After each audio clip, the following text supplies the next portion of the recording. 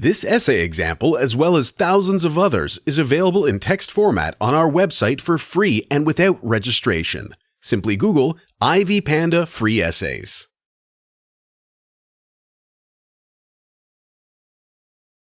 The foremost aim of Steve Jobs' speech, How to Live Before You Die, delivered before Stanford University graduates in 2005, was to motivate audience members to never cease exploring the full extent of their lives' potential.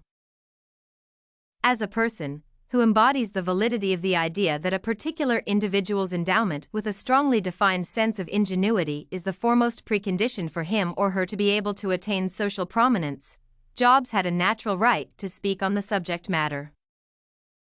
This, however, was not only the reason why, judging from students' reactions to how Jobs proceeded with making an argumentative point, his speech also turned out to be a complete success.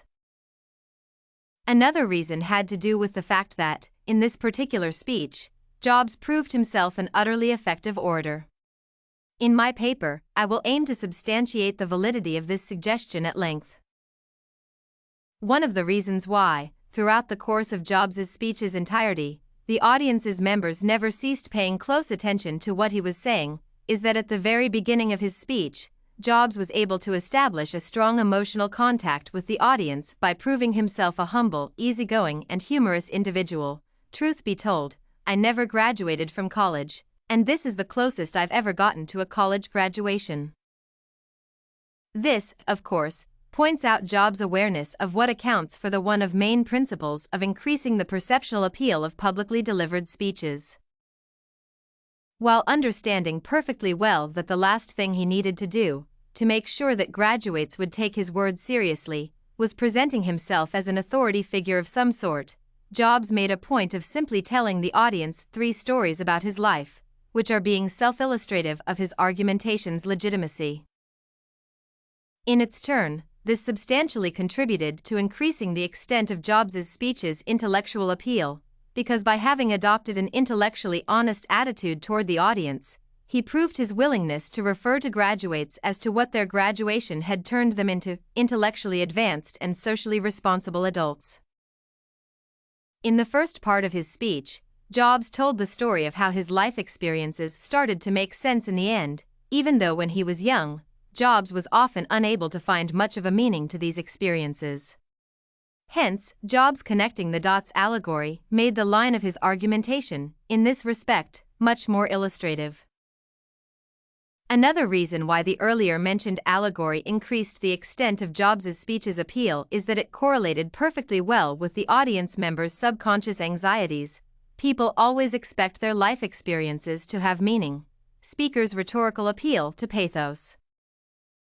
In the second part of his speech, Jobs provided more references to his biography as proof that very often a seemingly negative event in one's life, in Jobs' case, his experience of having been laid off by Apple Corporation, which he founded, proves to have strongly positive consequences, as it allows a concerned individual to assess the significance of its existence from a qualitatively new perspective. Speaker's rhetorical appeal to logos. While addressing the audience, throughout this particular part of the speech, Jobs took advantage of its endowment with an acute sense of humor. For example, he implied that he can be considered a founder of Microsoft Corporation as well, since the latter simply copied Apple's software. This allowed Jobs to win the audience even more. The essence of graduates' reactions to Jobs' jokes illustrates the soundness of this suggestion. In the concluding part of his speech, Jobs pointed out the fact that, despite having been diagnosed with cancer, he never lost his will to live, which in turn prompted him to adopt a proper approach to dealing with the situation, and consequently helped Jobs to have his cancer surgically removed, without any further complications. This, of course, strengthened the validity of Jobs' argumentation even further. The reason for this is simple: given the fact that people are mortal, it should naturally prompt them to strive to live their lives to their fullest. Speaker's rhetorical appeal to ethos.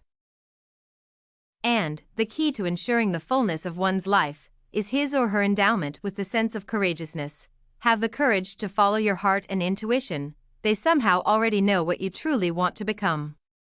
Everything else is secondary.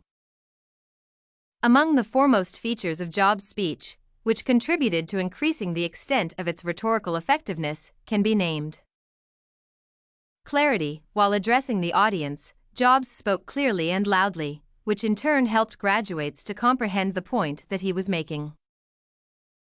Absence of distracting mannerisms. Given the universally recognized authenticity of Jobs' life stories, mentioned in his speech, there was no need for him to talk about them in a particularly passionate manner, which would convince listeners of these stories' truthfulness. Confidence. While on the podium, Jobs never exhibited any signs of shyness or artificial pretentiousness on his part.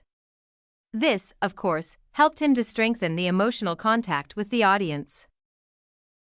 Enthusiasm. The manner in which Jobs was addressing the audience points out the fact that he did believe that his speech would indeed enlighten Stanford's graduates in a variety of different ways.